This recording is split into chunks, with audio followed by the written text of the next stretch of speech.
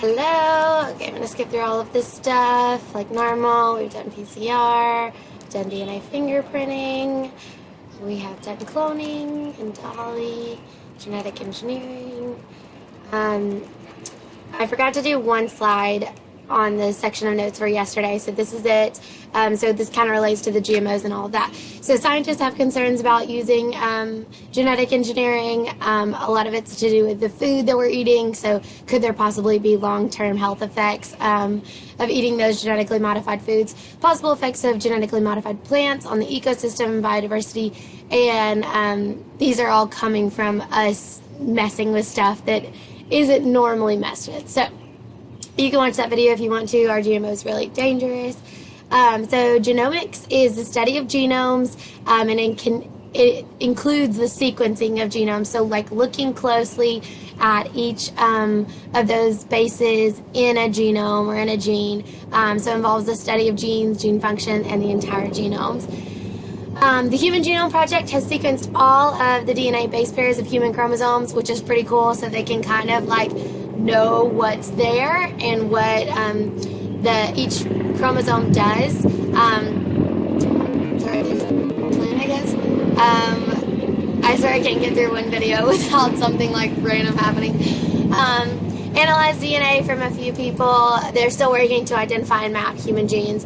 So it's not totally done. They're still looking into this, but it's pretty cool. So gene sequencing is determining the order of DNA nucleotides in genes or genomes. So we know that our nucleotides have those nitrogen bases. So they're looking at the order of that. Is it HET? Is it AC, C, C, G, T, whatever it is. And these genomes of several organisms have been sequenced. So here you can just see the comparing of sizes. E. coli is 4.6 million base pairs. And then like humans are 3,000, and then a lungfish is 139,000.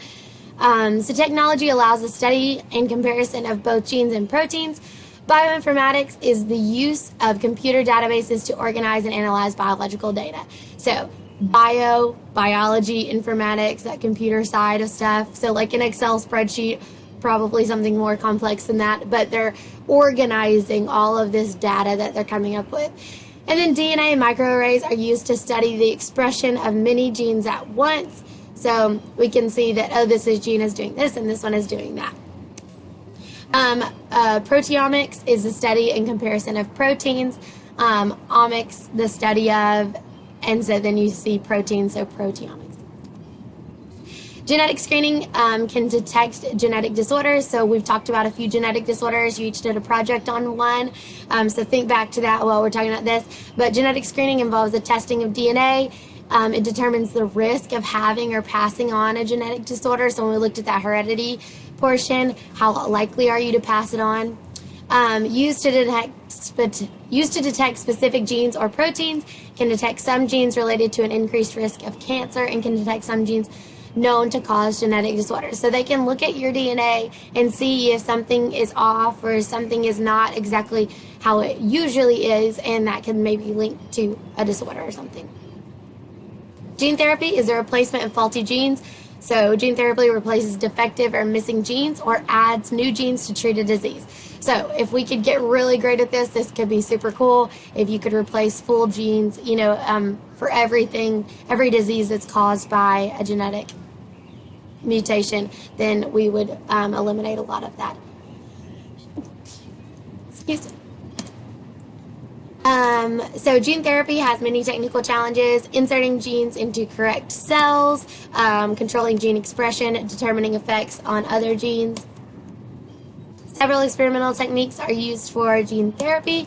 Genetically engineered viruses used to infect a patient's cells. So we're modifying these viruses to help them do something differently.